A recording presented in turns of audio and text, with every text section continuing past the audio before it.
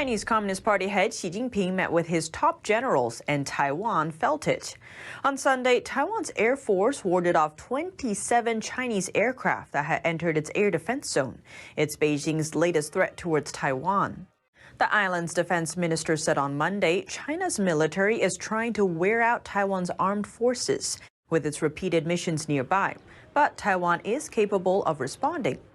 Normally, the communist regime flexes its muscles at Taiwan on significant dates and occasions, such as Xi Jinping's meeting with important members of the Chinese military, or when the CCP celebrates the founding of the party, the army, or the communist regime.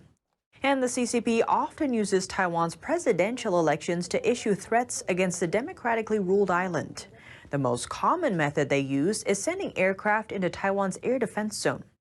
Sometimes the CCP also sends warships over the middle line in the Taiwan Strait. That line is meant to separate Taiwan from mainland China. An air defense zone doesn't equate to a country's airspace. The air defense zone goes beyond the airspace. Aircraft entering the zone are seen as hostile and will be warned away.